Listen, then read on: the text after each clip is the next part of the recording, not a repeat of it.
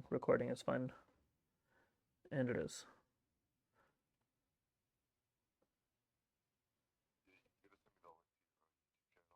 Yeah, I haven't uploaded it yet, but I will get those done probably tomorrow. Okay. So, okay, it's in documents, so I need to remember that. Let's grab. Where is this? Downloads. I need to get the latest replay. I've not had a good time past few games, but I've also been just playing poorly, so it is what it is.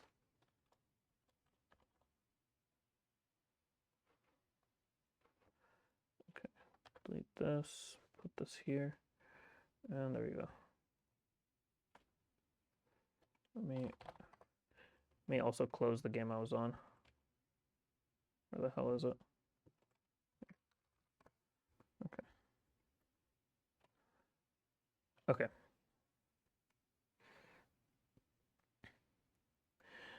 All right. So what's the game plan here?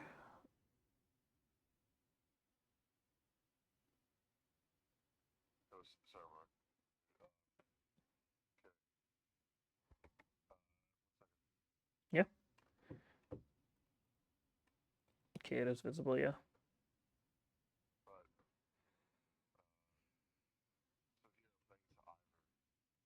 Yeah.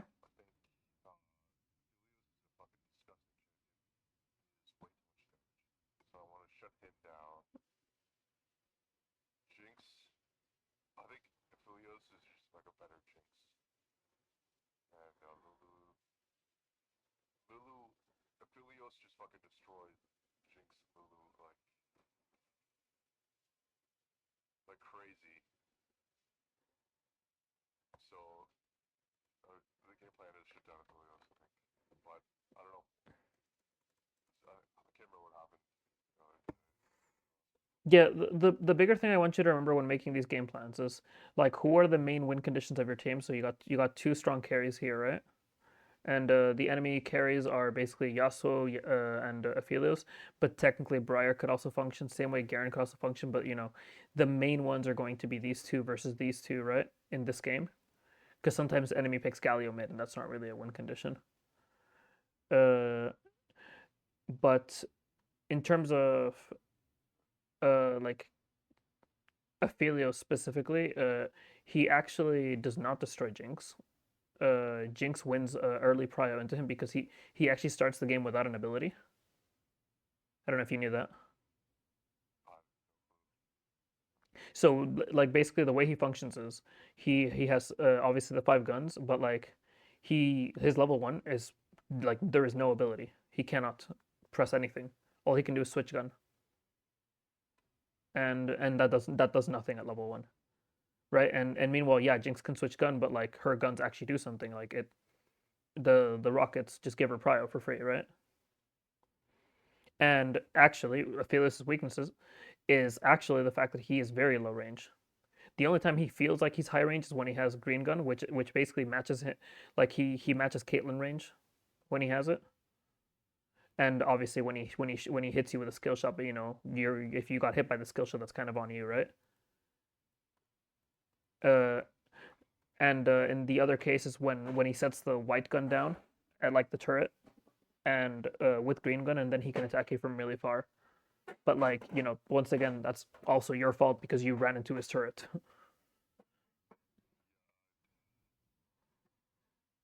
Like my point is his hardest matchups are actually like his hardest matchups are actually mages because gets outranged, and Kog'Maw gets out like he gets outranged. Like if you ever search like Aphelios anything like he would have to have a Nautilus, and even then he suffers into like something like Cog Lulu or Cog Milio. He hates it. He also suffers into something like Twitch Lulu. Like early on he will destroy Twitch Lulu or like just Twitch in general. But after six, like it becomes decently hard to play. Like if he ever falls behind, that lane is doomed. So yeah, uh, he is a win condition. Yes, he has a lot of damage, but he actually does like does have flaws in like in the champion, like not design, but because I wouldn't say it's a flaw in the design to actually have a weakness, but yeah, he does have weaknesses. Most of those, you can't really exploit as a melee jungler, but like I think the champion actually is very fair. It's just people don't understand it. But anyways, uh, so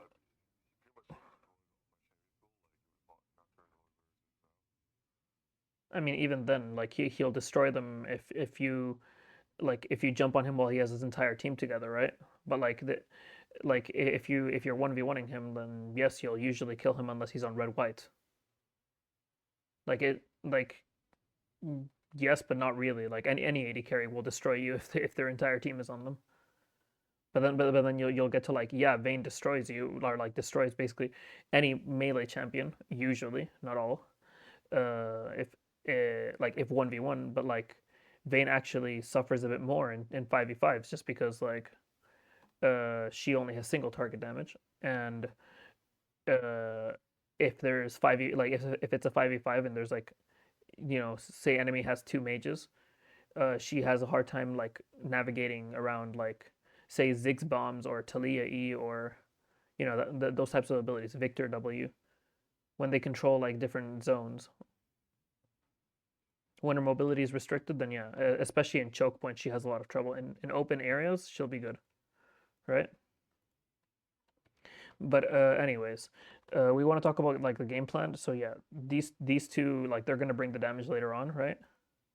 Uh, Ivern's gonna basically be just shielding with Seraphine. So ideally, there should be like someone grabbing an anti shield, right? Ideally, that would be Jinx. So you know th- that should come. Like it should be Yuntal, Runans, then maybe anti shield. I think it would actually have more value than Infinity Edge this game, honestly. Or you can skip the Runans, right? But for Infinity Edge, but I think that's what should happen. As for you, the plan really doesn't change. It's hard to gank mid, but you just have to make sure that Vlad doesn't fall behind because it's a pretty hard lane for Vlad. Your Vlad also has Ignite, so you need to watch out. Like if his wave is bad, then sometimes fixing it might be worth it because he can't like just come back and TP like Yasuo can, right? And finally, bot lane will be the place to gank. Now, in this game, the fact that you're starting red is already a problem, right? You're pathing away from the win condition we want to play towards. And in this case, you're not in the losing jungle matchup like yesterday, where you can get invaded, right?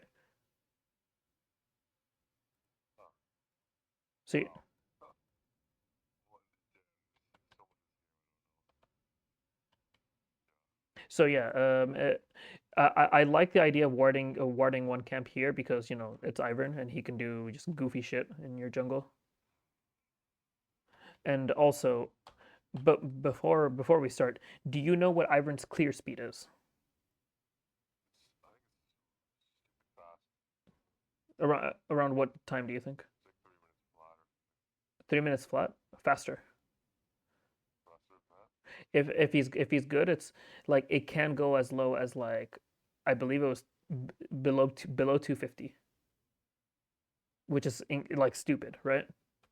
But you know, that's Riot's problem. You just gotta like deal with it. Uh, you gotta try and get your clear, and simply just ping your laners because that's not a gank timing you can match. Like the guy could literally like finish his full clear, gank top, gank mid, and still make it for Crab, or recall and make it to the other side for Crab. It is what it is. Now, what does this mean for you? This means also that he can do this clear at around 250, finish, and then still have a smite up, walk to your blue buff, just tap it, and then smite it away. Like, and there's like unless you like just go walk up and fight him, there's nothing you can do about it. So how do you deal with this? Basically, In your case, you're playing Volibear, so you actually would beat him, especially if you do get on him, even if you're level 3 against level 4, right? But you know, if he has Prio, it can get a little bit, you know, dicey, and especially he might get Prio because of the fact that he's so fast, right? The Garen has to concede. Uh, but the point is, usually, if Ivern is to do this route where he like does a full clear and then invades you, it's much easier for him to access like to do this and access your blue side, right? Because look at the angle he has to walk in. It's so easy for him to walk in and take the blue. Imagine if you started blue and went to the other side. Look at how hard it is for him to like walk in, do the same thing to your Krugs, like you know, tap it and then smite, right? So this is a jungle champion specific thing.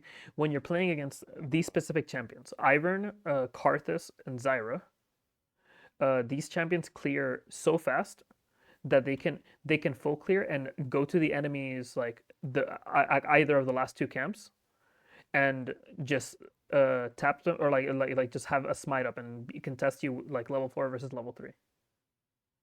That's the problem with those three champions, right?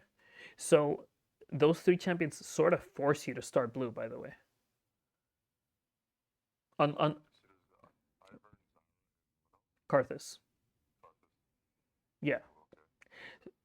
And the only time you can consider like basically ignoring that rule is when you have hard prio in mid and top lane, or you know, respectively, mid and bot lane. And Karthus cannot do that, right? Like when they can't fight you because your lane prio is too good. Okay, so this happens, and your Vlad blows flash. Okay, he wins, regardless. Okay, so you're clearing. You know, you're just doing what you can.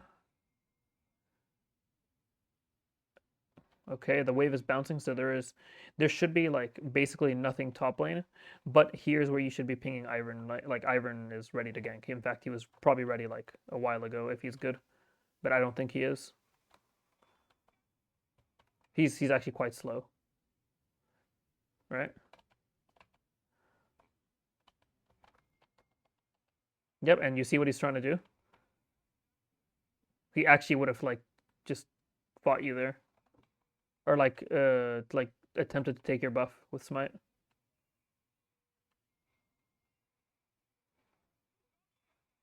Okay, so let's actually look at this. Okay, okay, so you just blew E, right?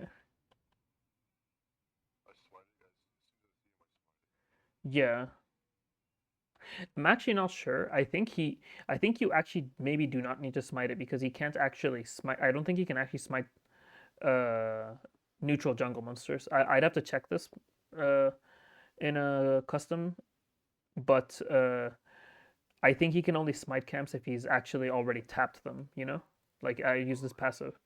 Uh, we'll check this after this game, okay? But yeah, there's a chance that you didn't need to smite. And if you were going to smite anyways, it's probably worth using your E.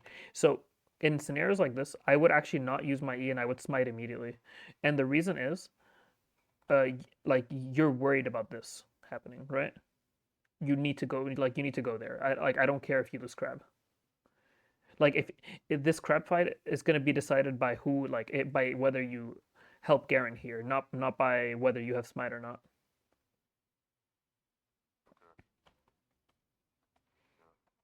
So yeah, and not having E here actually does make the difference, right?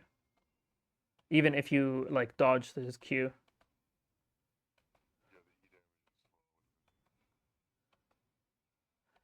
Yeah. Now it's very obvious why Vlad doesn't move, right? Like so you can't really blame him for that one. And the Garen moving like this actually favors Briar, right? You understand why this favors Briar?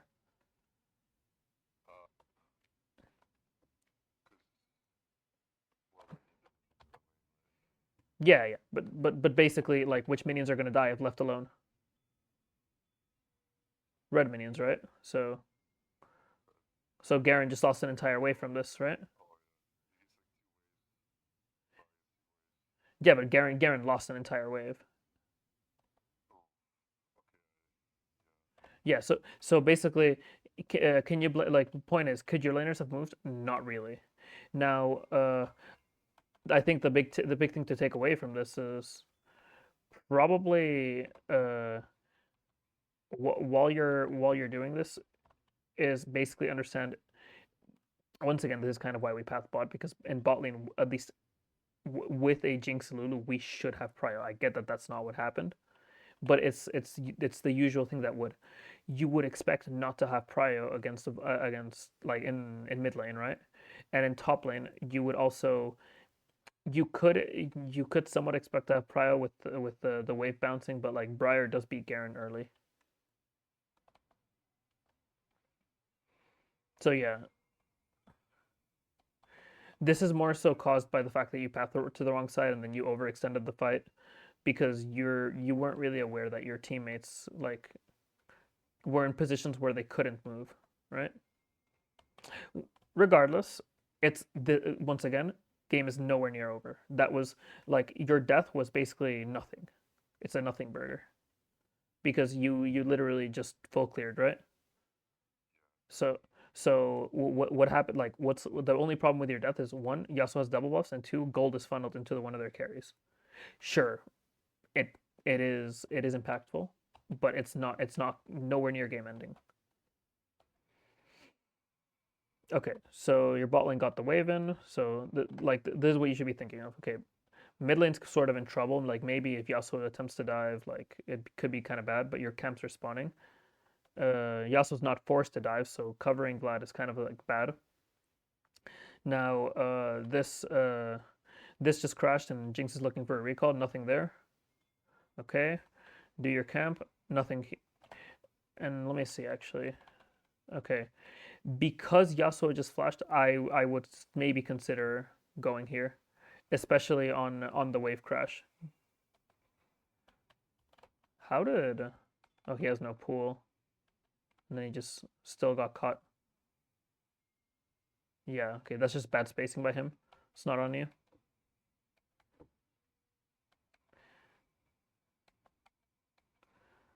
Okay, so you finish your clear here, and Briar like there's no gank once again. It's just you have no CC top lane, no CC mid lane. Like, oh, the only CC you bring is you, and there's no damage yet because Garen's not 6. Let me see. He's not close. Normally 5:30 would be the time when they get 6, but you know he lost an entire wave before. Remember? I think yeah, Yasuo just got 6, right? So that's what I was checking. Yeah, Briar is also not 6. I think it's because she died to Garen. Uh, so yeah, there's nothing here yet. But what I think what I would look for is yeah, here, you see?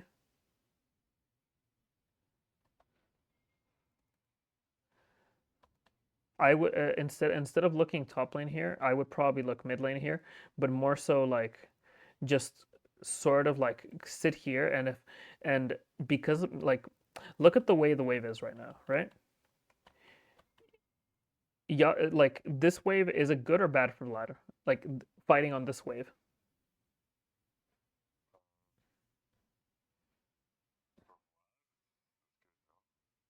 Why?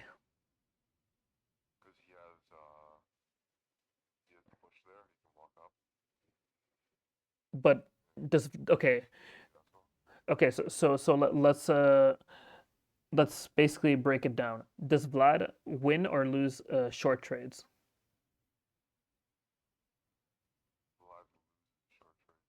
Loses, really? He does not. How does he lose?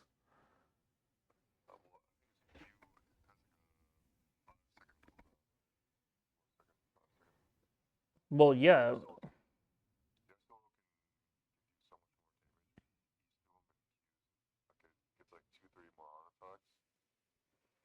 Well, but what Vlad can do is Q him, then EW, and then end the trade, no? And then Yasuo did 0 damage, Vlad did maybe 200, 300. But can he end the trade here? That's the thing, because he's so far up. Because who wins the long trades?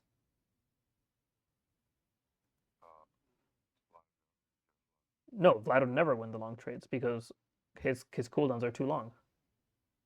It's the Lethal Temple champion that's going to win the long trades. So it's the opposite. As in, if the fight goes on for a while.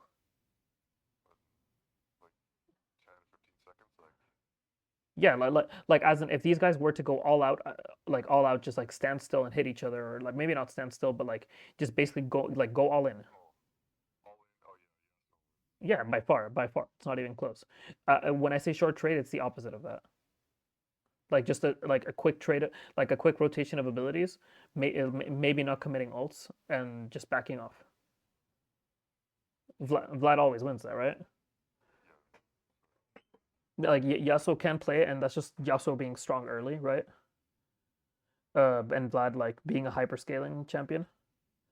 But you know it's still ideal for Vlad to look for short trades. Now with the way the wave is right now, are short trades or long trades going to happen?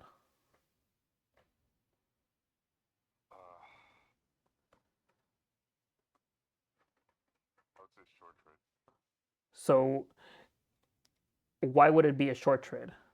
So like basically, the reason it's incorrect is because first of all, Yasuo has dashes, right? So he has a lot of mobility on this wave, correct? Two, this this is the distance that Vlad has to run, right? And maybe even a little bit further because like Yasuo can still like technically Q him from a little further range, right? So the point is, the way the wave is right now, it's really bad for Vlad. As in, Vlad has to sit here and wait for like if he didn't have a jungler, he'd have to sit here and just wait for maybe 50 seconds and basically get zoned from a couple CS. Yes, roughly, because Yasuo would play this slowly. Yasuo wouldn't hit the wave. He would try to freeze it.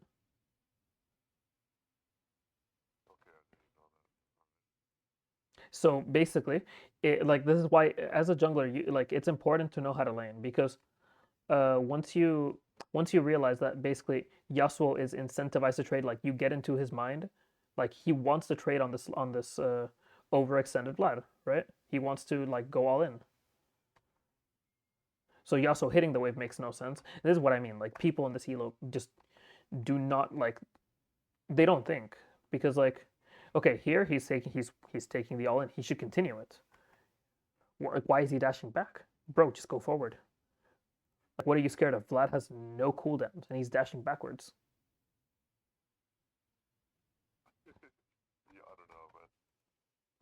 This is what I mean, right? Everything's on cooldown. Yasuo has E, Q coming back up, and ult ready. And Vlad's not even 6. I don't care if there's a wave coming. You're a lethal tempo champion. Stack it. And now he's hitting the wave, basically allowing Vlad to like it. Basically, this wave is going to push here like regardless, right? But Yasuo wants to do it as slow as possible. So the time spent in this wave state is extended, and at least like the melee minions will die and Vlad won't be able to get them, right? He'll go like -3 CS or something. But no, Yasuo's just giving him the wave by clearing 2 minions and now accelerating the push. And Yasuo's only taking short trades. Once again, favorite for Vlad. You see? I honestly don't know what the guy was thinking. He could have just all in before.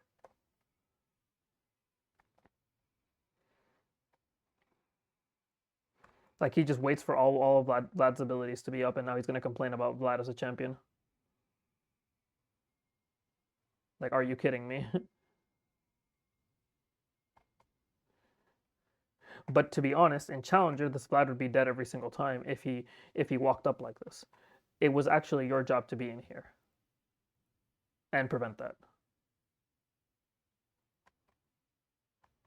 And the reason you want to be there is because if you're there, Vlad can actually get the push. And if he gets the push, one, he hits 6 for free, and two, now you have a mid laner for grubs. Right? So it's not just that it helps your mid laner and your potential win condition, it also helps you achieve what you want.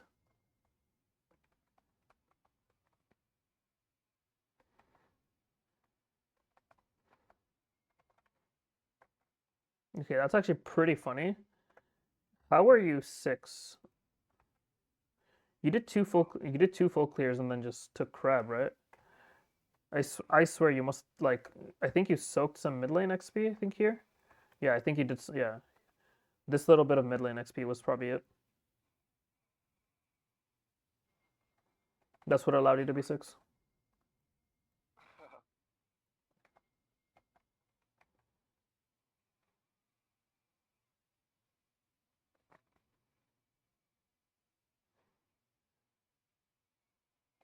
Yeah, okay.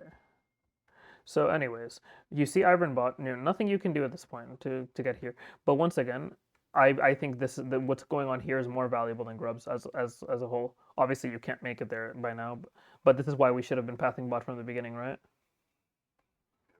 Luckily, your bot lane actually just wins. So this is once again, when I see this, I think the game is over. I think you've already won. Your hyperscaling champions are ahead. You are ahead. Your top lane's ahead. How did we lose?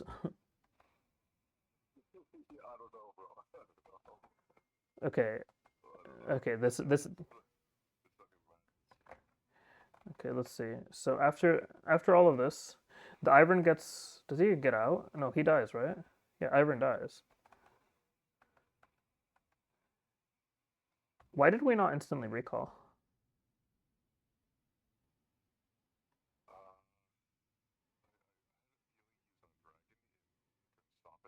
He died at bot lane. He died at bot lane.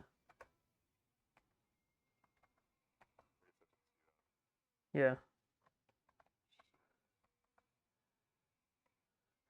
And even if he didn't die a dragon, if you come here and Briar like, by the way, like the minion wave will spot you if you're like in this position here. You actually have to be like around, like, I think the vision pocket is here, so you have to be around here for the wave not to spot you.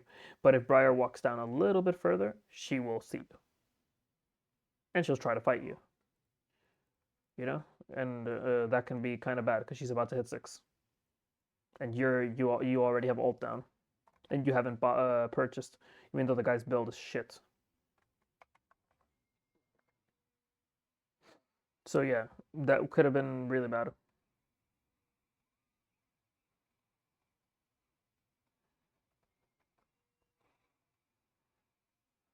Okay. Vlad gets a kill for this. What?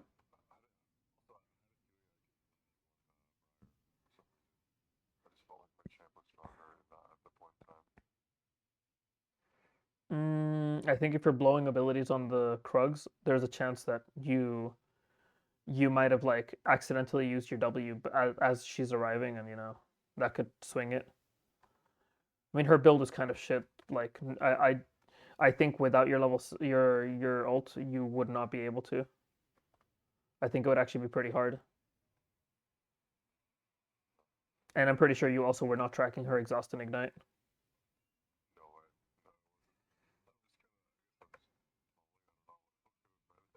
Yeah.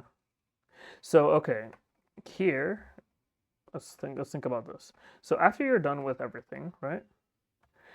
You see your grumps, I mean your wolves spawn, right? Now because of how your clears have been going, like basically bought the top, right? Every single time, it is safe to say that if your grump, I mean if your wolves have spawned, by the time you reach grump, because you're over here right now around where I'm drawing, by the time you reach here, your grump will be spawned. You're playing for dragon. So this is what we talked about yesterday. Do your top side if you're going to play for bot side. right? Do your bot side if you're going to play for top side. So right now we want to play for bot side. This is basically your chance to we'll say normally junglers like people refer to it as just like their full clear path or their script. Like you basically decided to this game is bot to top, but this is your chance to actually reverse that from top to bot, and you want to reverse it, right? So this would have been the time. Okay. Yeah, there's so much in this game I still don't know. Yeah. Yeah, yeah, because now the thing that happens is, one, you being down here doesn't guarantee a dragon, right?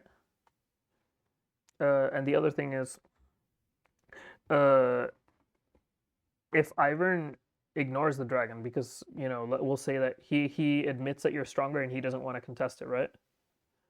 He says, our bot lane's losing, our jungle is losing, our mid lane's losing, so I'm just gonna full clear, and then imagine if he takes 9 camps or 8 camps, and you take 3. I think you fall behind.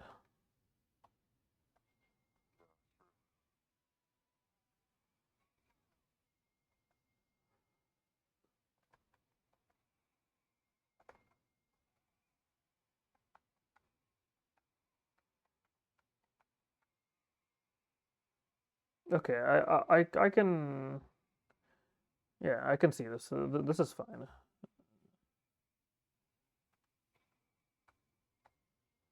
Yeah, I like this. Vlad damage is good there. When fighting Ivern, killing Daisy is actually very important. Like Daisy's basically like almost like another champion. It's actually important to kill. Like for example, if I'm playing Elise, I will like actively cocoon Daisy as long as it's non-committal, and just burst Daisy with my team. My Daisy? You used to be able to. Now it only does 40. It counts as a minion. Or Oh, yeah, they did it so Ivern can't be denied by a summoner spell. Yeah, yeah. He flash smites.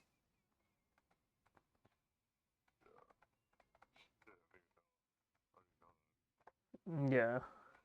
Okay, so what are the issues here when starting this dragon? Okay, so one, if you did Daisy, like if you kill Daisy, this would be much easier. Two, here's where you would look. Okay, my bot lane kind of needs a recall. My mid lane kind of needs a recall. I would just do crab and probably finish your clear.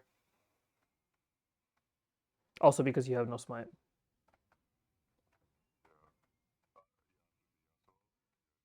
Yeah, be, because we can think of it like this. You just wasted your or like not wasted, but like you just used your turn mid, and now it's the Ivern's turn to make a play. And you basically tried to take one too many turns, and like you tried to take a turn when it's not your turn, and you died. You got punished hard for it. So this once again, this is still not game losing, but it is kind of a decently big swing. Well, not even because Seraphine took the kill, but you not being on the map while your camps are up, can we go back 1 second?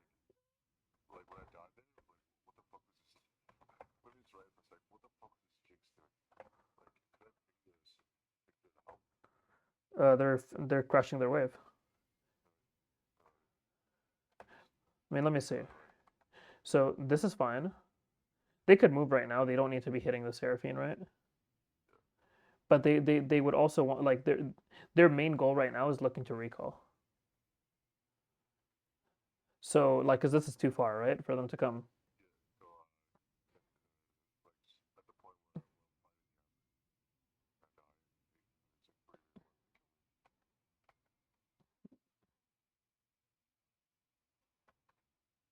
pretty good. Yeah, she's just like she can't hit him. Well, because of the Daisy zone. Well, well, also because she's rooted by Ivern Q. Okay, fast forward like 10 seconds. She can't walk up. Yeah. Okay. Alright. It's because they were in a state where they needed to look for a recall, and so was your mid lane. Because you know, basically all your all ults are down because even if Jinx has ult, she doesn't have mana. Your ult is down. Everyone's ult is down. So that's what I mean. If you, at least if you killed Daisy, this right here would have been less of a threat, right, for Jinx, and she could have actually like walked up this way. Like, you know how in the map, some traders will have the champions,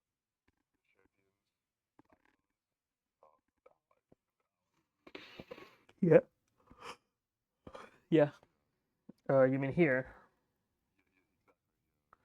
That should be the default. It should be an interface, and let me see. It's not in combat text. Ability and attack display. No notifications. I know there's something around here. I know that in the what's it called? Oh, I do like the always show extended tooltip. Um, I feel like if I had that setting, I would. there's somewhere there's something around here that basically says if you want it on the left or on top of your map. I think I can't see it right now because I'm in spectator mode. Okay, but whatever. So that happens. Once again, game is still not over. So we are just running bot again, right? Once again, another chance to reverse our pathing, basically top to bot.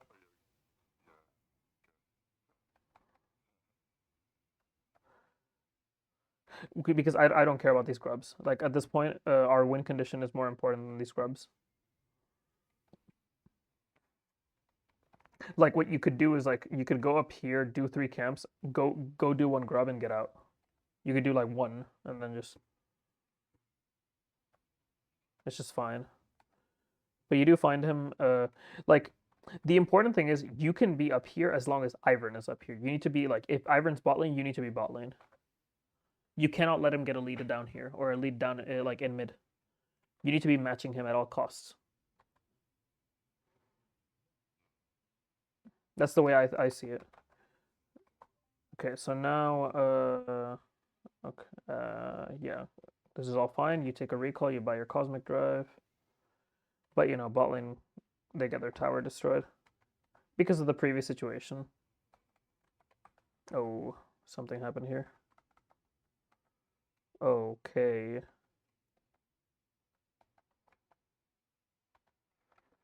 Yeah, they're having a hard time now.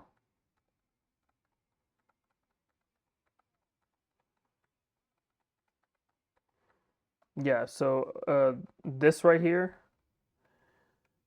this is sort of weird to me, right? Okay, so you're looking mid, right? This is fine. But what's weird to me is look at your movement here. Are you really looking to go around, right? The plan is the plan they have is to dive. So here it makes me wonder what your camera is looking at, right?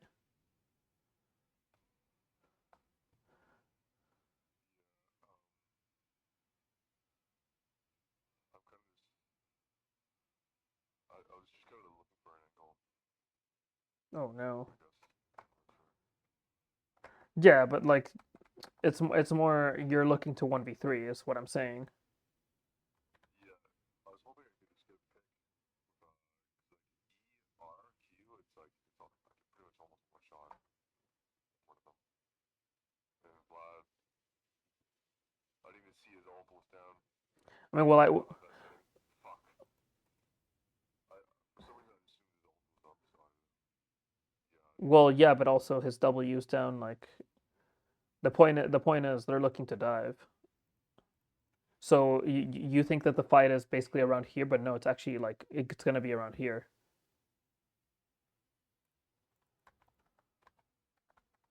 It's the kind of like skill you earn like from playing like something like Echo, you know? You have to be actively looking at the fight, looking at body language, see where to place your W. Like you have to guess where the fight's gonna happen in 3 seconds. And Yeah. kind of the same deal here. Yeah, the thing, I don't have like an infinite amount of time to play this game, so I'm just kind of like Yeah, I'm not telling you to play Echo or anything. I'm just saying like, here's an important part where like camera movement is kind of a thing, and also like just while doing your red and seeing that okay, Vlad just okay, he got Yasuo ulted, he pressed W, he used flash, okay, so Vlad needs to back off, but he's likely getting dove on this wave. So what I would do here is the fastest path here is to go here, and if they ever like overextend past like this mark or maybe here, for Yasuo to be back here because he can dash in into a minion when it comes. You ult over the wall.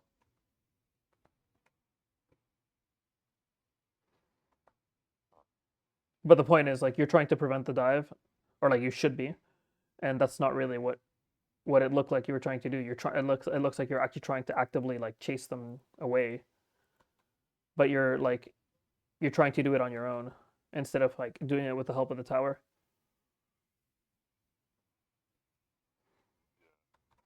Yeah. So after that, you basically just end up finishing your clear, and there isn't much more left there.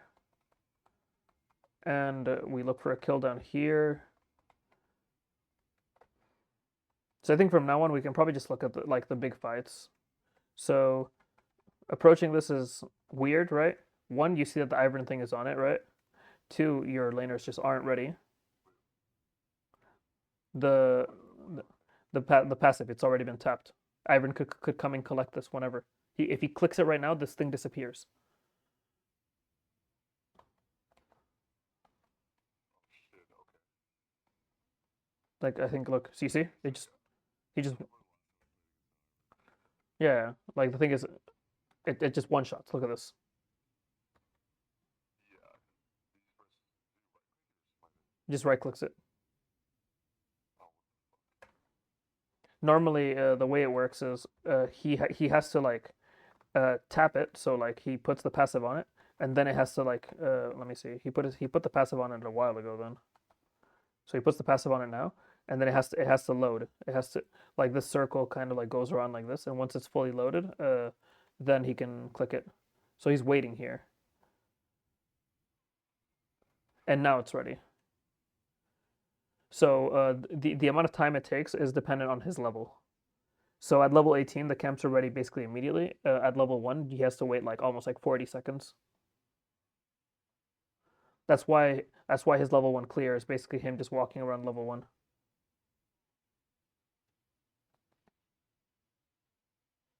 You see? Look at how long it takes. Now it's ready.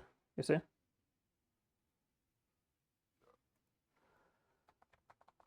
So I think something that is probably going to help you a lot is also just understanding how like all the champions' abilities work. You kind of have to, because one of the biggest things like in plat gold is people like just say, not my lane, not my problem. So like, a top laner will never like they won't learn what AD carries do, or what supports do, and then they get surprised when they get stunned by Alistar E. By the way, real actual like example. Uh, a friend here that I coached from silver to, I think he got emerald now. But we're yeah here. What the fuck stuns me? And then Alistar, daily learning of what champion abilities do. Consequences of playing mage cucks. Don't know 40% of abilities that are never in my range. Like it's actually real. That happens. It's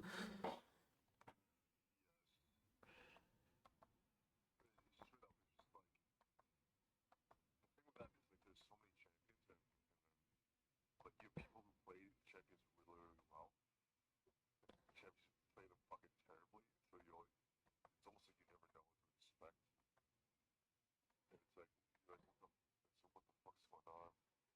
Yeah, it's more so you kind of just need to know what the abilities do. Like if you don't understand how Aphelios works, literally practice tool. You gotta just mess with him for a little while. At least understand where the damage comes from. Understand like what like when he's dangerous, when he's not. Because if you ever see Aphelios hold white plus purple or purple plus white, it doesn't matter what order, he's on the worst gun rotation. If he's on red white, he's basically like red white is low range, but has speed and kills you if you get close. So he can't really fight Jinx with this. Against Jinx, he wants a like green purple, green blue, or I guess technically white green could work. But you know like red purple can work. So you'd have to know like sort of like how certain abilities work. At least know his 5Q abilities, what they do, know what the guns do, and know what the ults do, like what the difference is for each. For example, can you tell me what red ult does? Renault Yeah, for for Aphelios, red ult. I don't It heals him. If he hits something, it heals him, restores 250 health. But the thing is, also his passive on his yeah, I think it's on, yeah, here. He restores also health based on the damage dealt using the gun, and his ult uses the gun. So it's not just 250 health. It's probably like more around 350 to 400. So this is what I mean. And for white gun, if he uses white ult, his auto attacks for a little while deal almost double damage.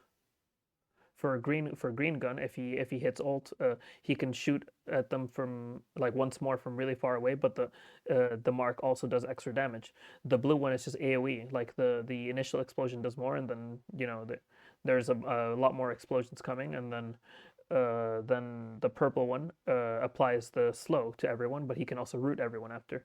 The slow is also stronger than the normal gun. But you don't have to know that the slow is stronger than the normal gun. You just have to know that it applies the purple gun, or the red one heals him. Like as long as you know that, it's fine. You don't have to know the specific detail that because like the passive works this way, he's actually healing a bit more. Just know that the white one, uh, like it's a visual thing. Like if you just see the chakrams like this, like you just know that like basically just know that when he has like five, or like in this case he has four, when he has like five or six, his auto attacks are basically all crits. If you want to think of it that way, they're dealing almost double damage.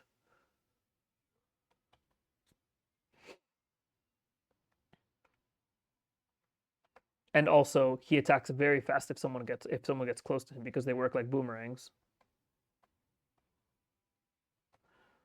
So like the thing that's important is basically to know what these champions do, because then you know how to fight them.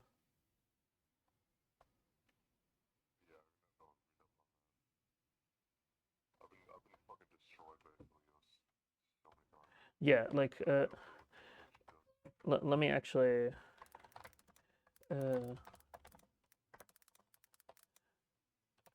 so this video is If you've good ever watched on any videos about learning like learning Aphelios himself. Like I'm not telling you to learn it, but like you can like understand how his gun rotations work. And one of the deadliest combos, which is the blue green one.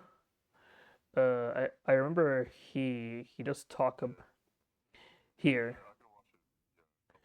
Yeah, I'll watch it. Yeah, I just wanted to show you like this little clip, you don't 10 want to sec keep this this 10-second rotation clip. the entire game. So he basically uh what he does here. Okay, so he auto attacks now uses green Q, which if he hits, he would have been able to shoot again. Now blue Q, what it does, like this little like it's a cone like Annie W, right? If he hits it, now he's gonna fire his offhand weapon. He's gonna fire his like weapon number two. Because he fires weapon number two, he applies a green mark, and the green mark allows him to shoot from long range. So now that Ezreal has a green mark, he can be shot, right? Now he throws a green ult, which means it's another time he can be shot. So that's why this looks so bullshit, right?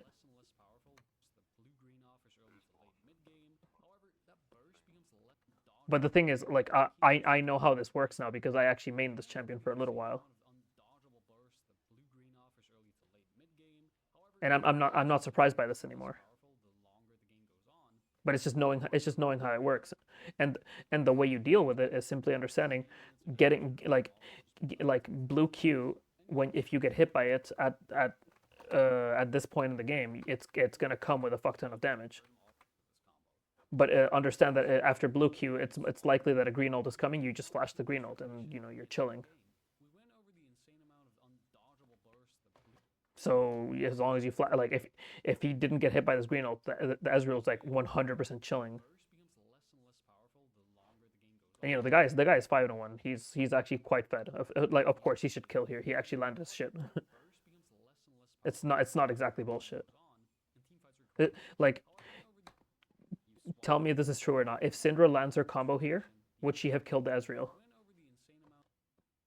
As like wall 4-1. Yeah, probably. Yes. Yeah. Yeah. Okay. So is it really bullshit?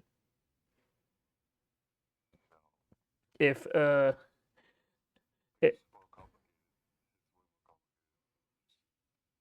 It's way more complicated.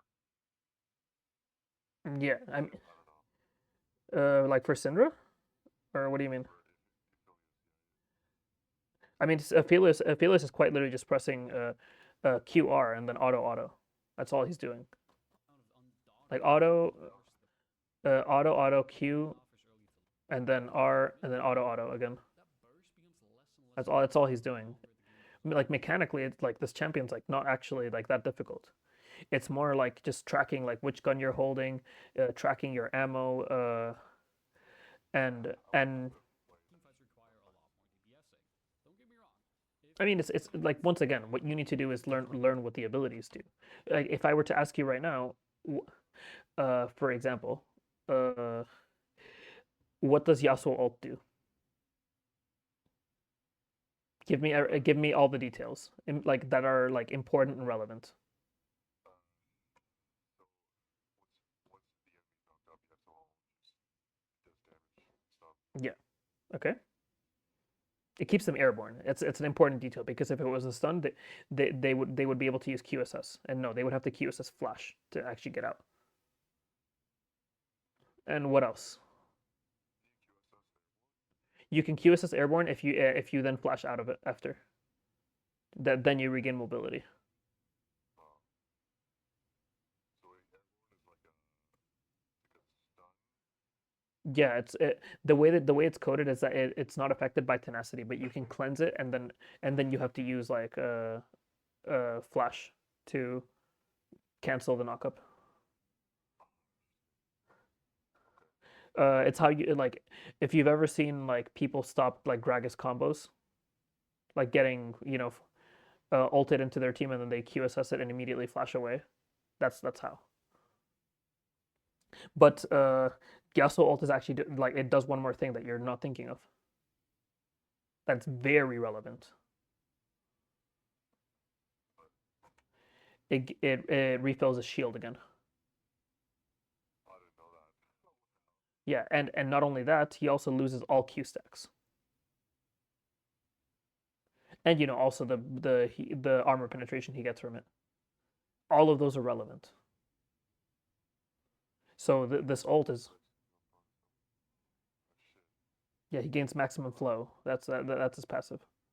So you see like those kinds of things, they allow you to understand like if you're fighting the Yasuo, right? And you might be ahead, but like if you do it brainlessly in some scenarios, he might actually kill you if you just let him ulti for free. You'll start to understand when flashing his ult is actually or like flashing his knockup is actually important because maybe the shield saves him after the ult, right? So it's the kind of thing that you need to think about, and there's probably like lots and lots of scenarios like that. Like if I were to ask you like about a different champion's ability, like Seraphine making her autos longer range, like from her passive. I think yeah, for each note, Seraphine's attacks gain 25 attack range. So she gets more range from by using abilities, like by creating a note for each nearby ally whenever she casts an ability. Yeah. So yeah, like for example, also explain Seraphine's Q. Is is it just damage or does it have anything else? What do you think?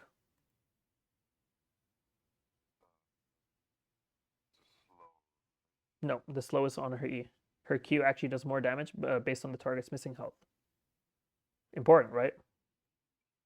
So if you're low, you might need to flash this. The ability you're flashing is her Q, not her E, unless her E can root you. And you want to know how I can root you? If you're slowed or if you're slowed before, then you're rooted, and if you're rooted, then you're stunned. So if she has Rylai's, she can now stun you with, or like yes, stun you with E.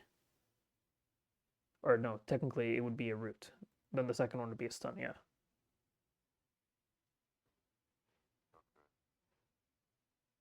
So important stuff like that is stuff you need to look at. We should probably take a look at the other game. How much time has passed? Uh, I think it's almost an hour. So I think we started how long ago? Say 12:30. Yeah, it's 3 minutes. I mean, okay. So like, what we'll do is, I have the other replay. I will just. Where is this? We'll just go over the game plan for the other. Oh fuck! I need to delete this now. Go over the game plan for the second game and simply probably watch like maybe first two clears, like but like faster. We'll do that real quick. Yeah. So yeah, when you're learning what champions do, don't try to like learn it all at once and cram. What I would do is if there's ever a champion you're unsure of what they do, like there's certain details you're kind of like fuzzy on. While you're in loading screen, search it up. Just search the wiki and read their abilities. Make sure you know most, if not all, the details, and make sure you know relative cooldowns. So I don't care you know Nocturne, for example. I don't care if you know his exact Q cooldown. It could be if he were to ask me, I would say 9 or 10. Would I be right? Okay, 8, close enough, right? If I ask you Fizz's E cooldown at level 1, what would you say it is? 4 seconds. No, Fizz's E cooldown is actually 20 or 8, like 2018. I think it goes down by 2 seconds each level, 20 to 10. There's a good website for this. I think it was like cooldown quiz or whatever. Yeah, cooldown trainer. Let me open this up. Link in comments here. So you go here. Yeah. So Hecarim's W. I'm gonna say somewhere around 16. Yeah, it's 14. Close enough. Next question. Echo's W. Same sort of thing. Probably like 18, 20, maybe 22. I'll say 20. So this is the kind of thing you can do, right? Okay, 22. Cannon. We'll do 120 on his ult. Perfect. Yeah. I mean, most ults are like roughly 120, 110. Sylas W at rank 1. Obviously, for Sylas W, you actually should you should know rank 1 and rank 5 because this is the ability he usually maxes first, right? And it's the ability that can swing fights. So this one is actually very important that you know, right?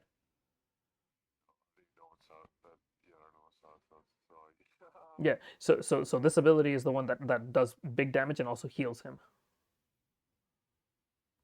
It's the big one, right? Yeah. This one only goes over the first like rank 1 abilities, but you can also filter by lanes, right? So Malzahar ult will be probably like 120. Let's be real. Okay, 140, close enough. Like I don't mind being that far away. Talon Q, it will say 8 seconds. Sure, yeah, we got that. But whatever, something you can do. Anyways, so same thing. What's the game plan here? What do you think?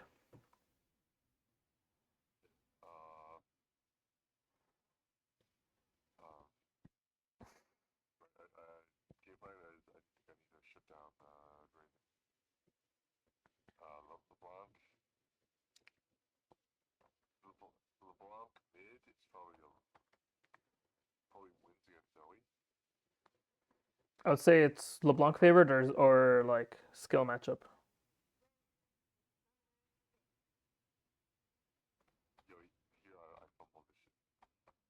What do you fumble? This. No, but I go for the board. Yeah. Yeah, remember what I told you? Yeah, this is the kind of the mo the moment you see this guy, you don't you stop, right? You auto him once and you walk away. And also, if you, I don't think you hit him, but if you do, you should check if you got a Conqueror stack, right? Or no, you wouldn't have Conqueror, right? You have lethal tempo. Is there any other way of knowing if you landed a hit? Um, are there any runes that could tell you? Uh, Not really. I guess no. Relentless Hunter doesn't give you speed early on. If you get slower, then you would know. But yeah, there's no ability that would tell you. I think if you don't greed for this, then yeah, you would be able to. You also got unlucky that LeBlanc is walking there just at this time, and she's walking at you with this kind of speed.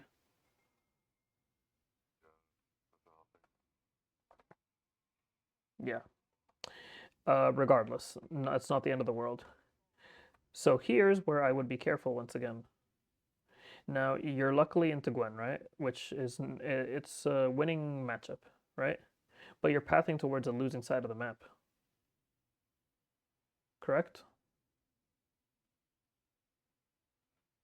It's early on. This is losing. It's a Draven lane. Let's be real. There's not much thought that needs to go into this. Ezreal, by the way, is one of the strongest laners early. If he had lethal tempo, I would say like it's potentially getting close to even. That's how strong Ezreal is nowadays early. But it's more that Draven's health. Look, he has 820,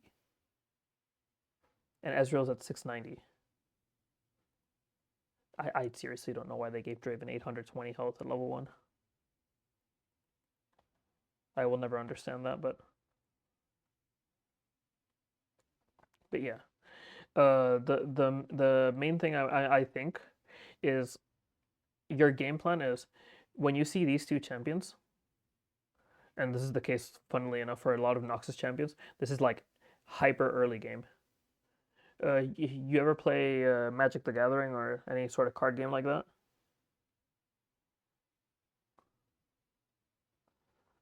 Nothing? Yeah, so I mean, in those games, this type of like team is basically the color red or aggro, so that they're looking to win early, and they'll run out of steam later on, right? Like it doesn't matter if Ornn gives them more valuable items. Like go far enough into the game and they're gonna lose. At least those two champions, right?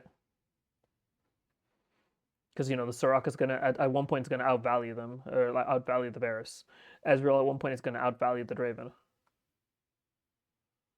right? And usually for Ezreal, that is usually when Triforce comes along, when Manamune comes along, like Ezreal just heavily outvalues Draven because he has more range. Like Draven has only one thing he can do, and that's auto. His autos hit like a truck, but he doesn't have any like damaging abilities. It's just his ult and his autos. And then LeBlanc, kind of same deal. Like her wave clear at one point kind of gets pretty bad. She doesn't have the range Zoe has. Once like usually once AD carries start hitting hard, and she can't dodge AD carry like auto attacks, right? Then she actually takes quite a bit of damage for Wing in.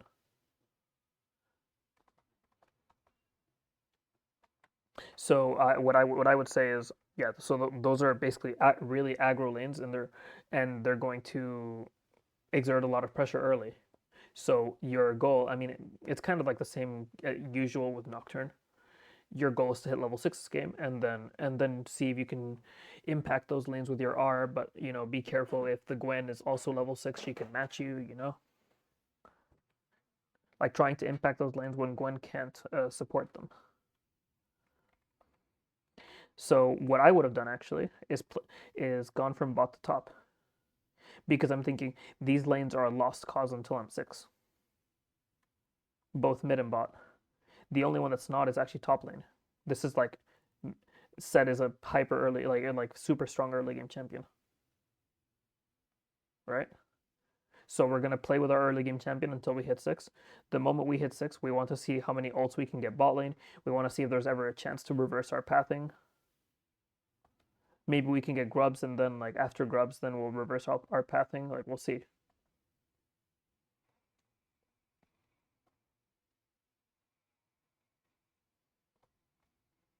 And the whole reason, by the way, why we do this is, okay, so right now you're pathing bot. If you were to look for a fight here, I'm not even sure if you would kill. I don't think you would. I think they could potentially 2v3 this. Because the problem is you just can't reach them.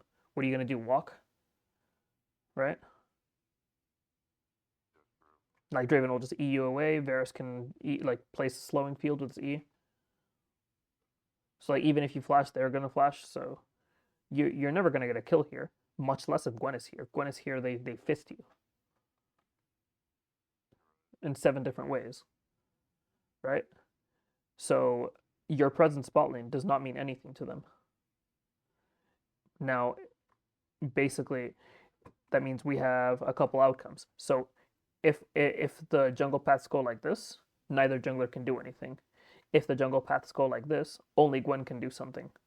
Like Nocturne isn't allowed to do anything because you lose the crab fight due to bot lane discrepancy in power on the champions, right?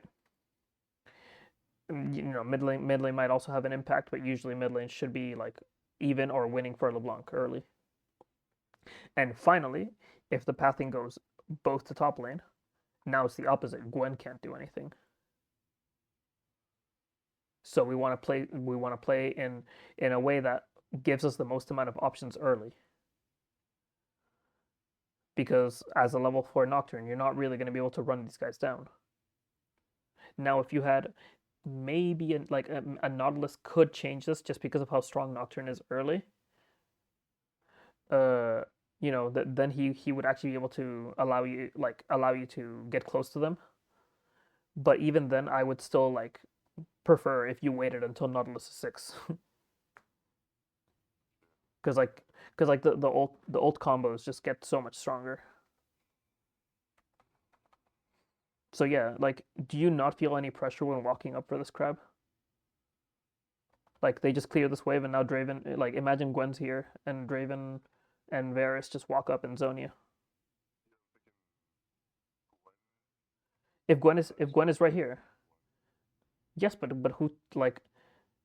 Since when is Gwen gonna fight you on her own? And we've already established that you're stronger than her. But what's the pressure comes from here? Can they not just walk up with Gwen right now, if she were there? That's what I mean. Like you're looking for a play that only works if Gwen is bad. If Gwen pathed to the wrong side. It's not a play that relies on you. And it's a play that it's completely in the hands of Gwen. And likewise, she's also looking for a play that completely relies on the Nocturne's pathing. Because if she finds you here, there's not like Ornn won't save her, LeBlanc won't save her. Because LeBlanc's also in a situation where she cannot move, right? And if she moves, she's gonna lose a lot. So imagine if you're pathing top lane, and then you walk into this bush, and you wait here, you see the crab spawn, and then she eats into the crab. You just kill her. And if she doesn't show up and she's just at bot lane, well, you know, that's it. It's just a crab for crab. And you could argue like that's like even, you know? Because like Gwen scales hard as well. Like I won't deny that, but you know, you're also looking for your level 6.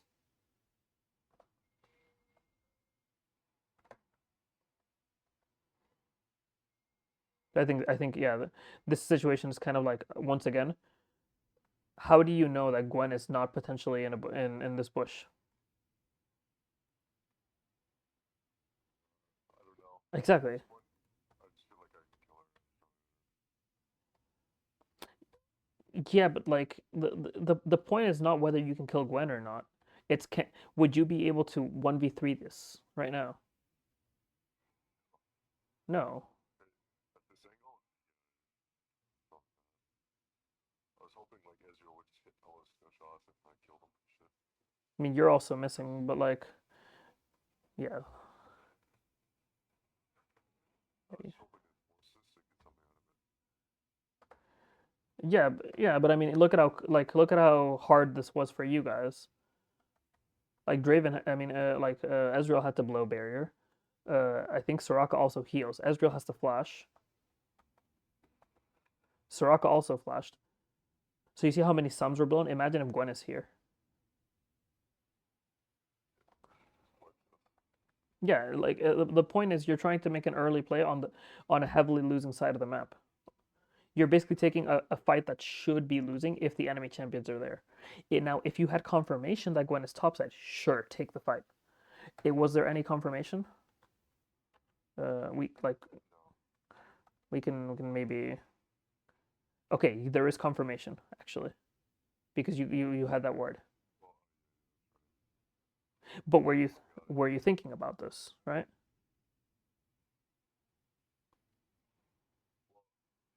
Well, I know that if I was able to take that crab, because like I sat there and I waited for it. I just Yeah, assume yeah. she's topside. Yeah, exactly. Like it would be sort of safe to assume that he's topside right now. Uh, Now obviously, what's it called? If uh, if you take the crab, then yes.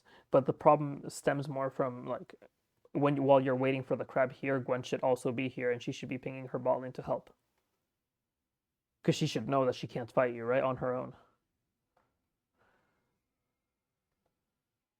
and then it would be really hard for you. So now like this play, honestly not that bad, and it only like doesn't turn into anything better because you missed Q, and because I think Ezreal missed an ability as well. Because you would have more AD, you'd have more speed, and you'd be able to. You also didn't have flash, but the overall is like still good because Draven misses a wave, right? And the wave is bouncing. It's perfect for Ezreal.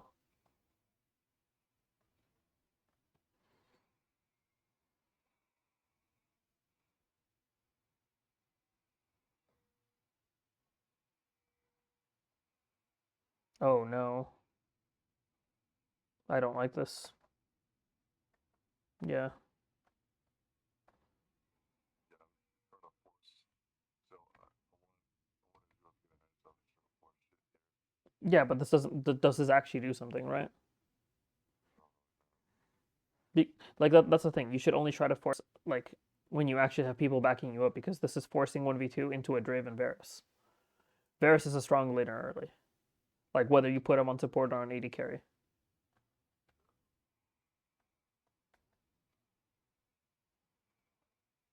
You see like Varus like did like I probably half of the damage there and Draven did the other half. I didn't flash a skill there.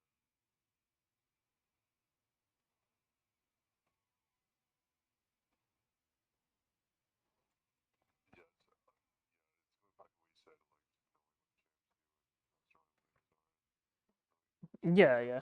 Well, in this case, yeah, part of it is that, but the other case is like you just aren't playing with your team. Like I don't think there's a single champion that would be able to 1v2 this. I don't think there's a champion like that exists in the game, and if it does, it probably should be nerfed. I don't think Darius wins this. I really don't think that a champion like that exists. Maybe Darius. Yeah, I think you're right. Yeah. So you see, like when you establish that, it's kind of funny to think of it that way. And I've made this sort of mistakes as well. Like why am I taking a fight that is so clearly losing, right? And when I play like that, I know that I'm playing bad because I make the same mistake as well. There's some fights where I just sit and wonder why the fuck did I do this. In fact, you want me to show you we said we were only gonna review like a little bit of that, but I'll just show you like a really quick example of me also fucking up a fight like that. I think it was in that same Diana game or the Wukong game. I'm trying to remember. Who would I play against here? Yeah, it was the Wukong game, which I won, but also because my top laner was really good. So it was exactly this one. So We were sort of behind on mid lane. I think my mid laner was 0-2. But this is still a good angle because I finally reached 6, right? So this looks fine, right? Because Pantheon got a stun when Aurora was not in range, so Aurora did not get a chance to land her Q and her E. So Orianna's actually chilling, right? And now I'm in range. Okay, we got his flash. Guess what my dumbass does? My dumbass says, you know what? I'm gonna walk down. I'm gonna try and contest it. Right? And it's like Orianna ult is down. Why do I need to walk down here? I can just go to my camps. And I try to take the fight. And if you think about it, we're basically taking this fight, one, while being behind, and two, without an Orianna ult, while the enemy has all abilities up. I also fuck up my burst on Pantheon because it gets blocked. What did you eat towards the Orianna? Uh, I have no E. So like do that or I already used it. It's more so that I use my Q here, when it's being blocked, right? But the important thing more, in fact, I actually didn't even use my Q. I fucking auto canceled it, but that's just because I'm trying to like read the optimization. But the more important thing here is I'm taking a losing fight, whether I play it correctly or not. If I play correctly, best thing I get is probably like still a 1 for 2, and that's bad for me. This play just didn't need to happen. We already got the Pantheon flash. I should be content with that. That's the real issue, and it actually stems into my winning bot lane. Like my bot lane was actually winning before, and now this shit is happening. And like I knew she was kind of gonna come and hit me, and yeah, Varus tries to E. I mean, tries to Q me, and I jump to her. Like I play it as well as I can, but like it's still a shitty situation. Thing is, I'm just lucky that my team was 3-0 by this time. But it's just a bad situation. Now, if we take a look at a different example, well, now I'm playing with my Teemo, completely fine, and now it's Pantheon that's trying to make the play on the losing side.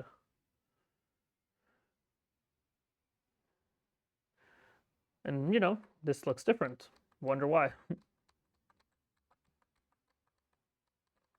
But yeah, the main thing is there, playing with your teammates involves like also considering their cooldowns, right? So if we traded Orianna ult for a flash, now Orianna ult is technically more valuable than a flash, technically, but Orianna ult will come back earlier, so we just play on the next Orianna ult. That's the only way you want to think about it.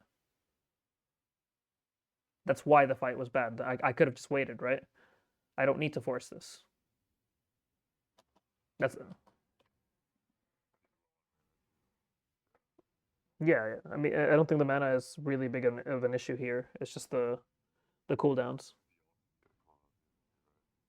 okay, yeah, it's not a concept, huh? Yeah, yeah. It's just like you really have to get good at fighting. Like that's just what it is. The moment you learn how to fight, like the game just it you also start understanding like when ganks should happen. Uh, I think I think when I was looking at this, for example, this is also something that happens once you get to high elo. But like, if I'm pinging like this, right?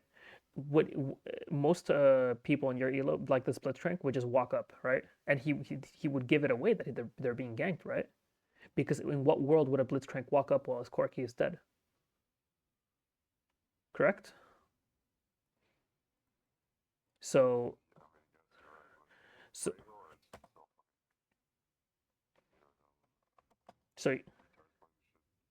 so yeah, the fact that Blitzcrank stands still as if he's trying to like freeze the wave, that's correct. You see? And that's why they walk up. They don't even realize they're getting ganked.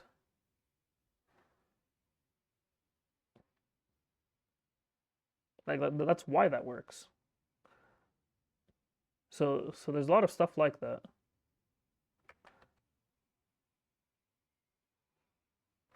Yeah, I think there's another game we ended up losing, but kind of rough. But I have not been playing well these past few days. What I want to know is like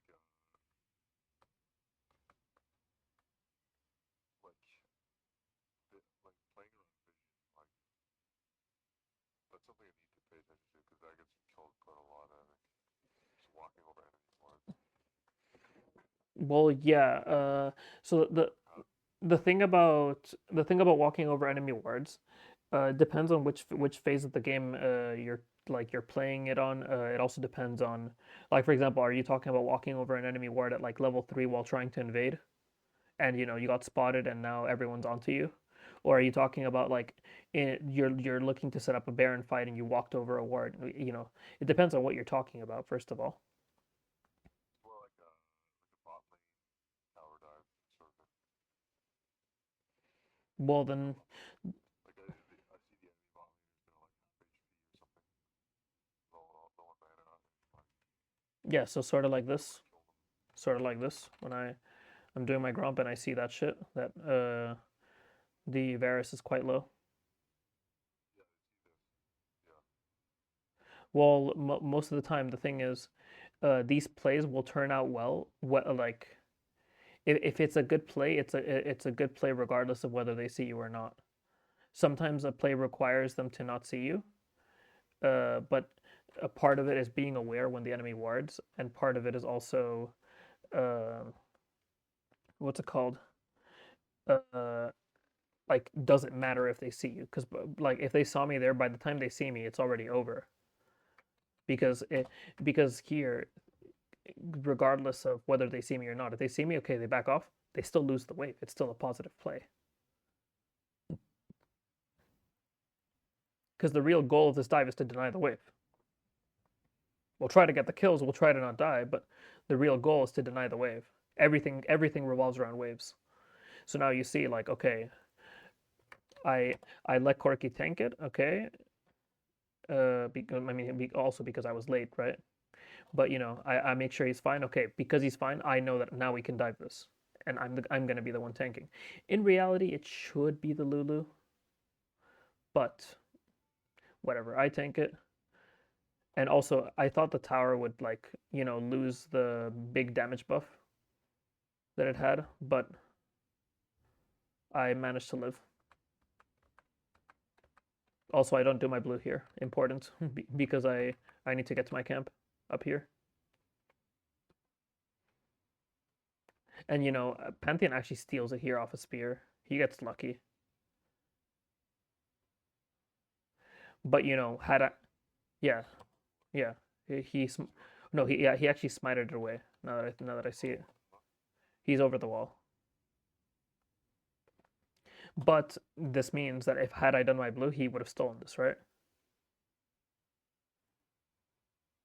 yeah. Yeah. So like that's just kind of stuff you see in high elo, like junglers actually being efficient and not allowing certain plays to be made from the other side. Yeah. So there, I just know that the play is over. Like I don't have any more after that. Okay, they warded me out. Okay, whatever. I'm gonna back off. I just care about getting my 6, and that's when the play happened here mid. Like this play in theory was really good. It's really good for me to be here. Really good for me to hover. But then I overforce it, and I think usually when I'm playing bad, it's because I'm fighting poorly. I'm not thinking properly about how to fight. At least that's how it is for me.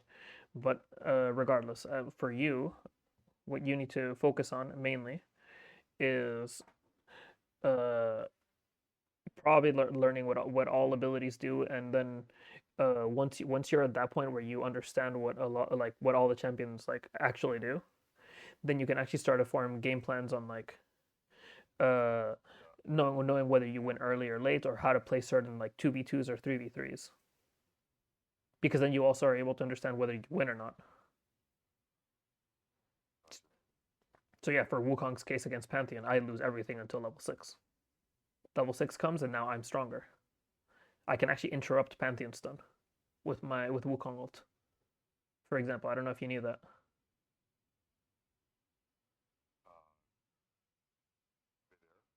Midair. Yeah.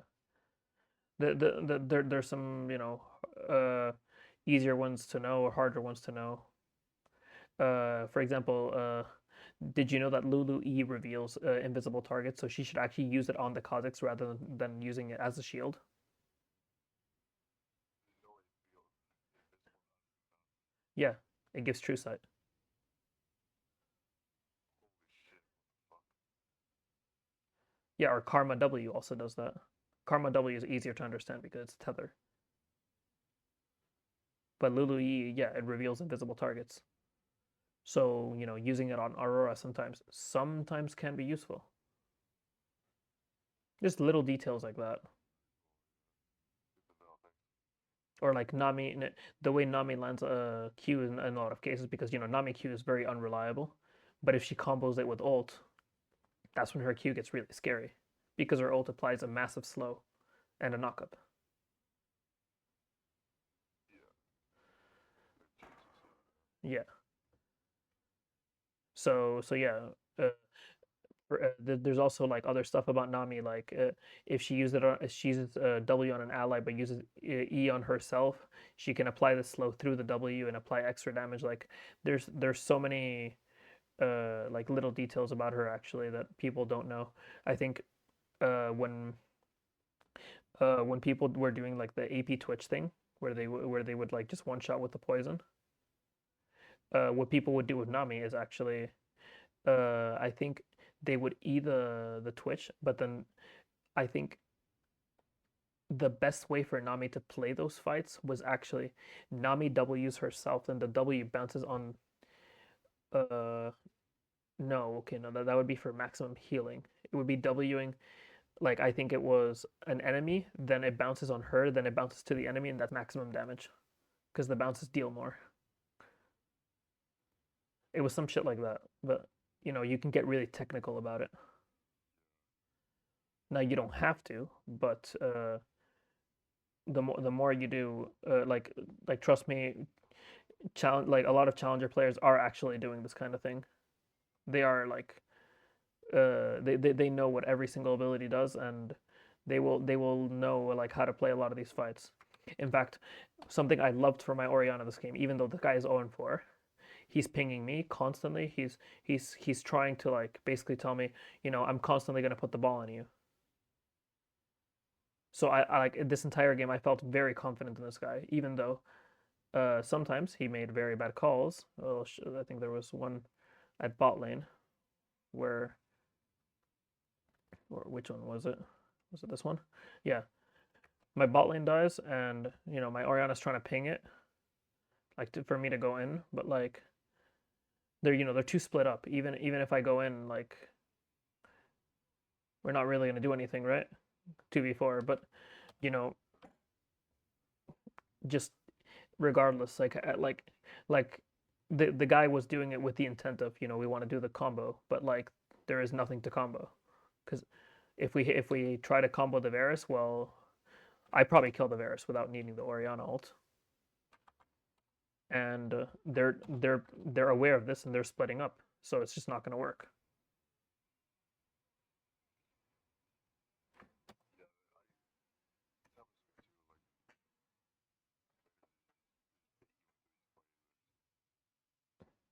Like, Yeah, doesn't work. yeah. When I'm playing well, I normally ignore that kind of play, and I actually am a bit more aware of that, but I wasn't. Yeah, a couple of days ago, I was doing a lot better. Like I think on these games. But yeah, anyways, that would be it for the session. So I'll stop the recording now.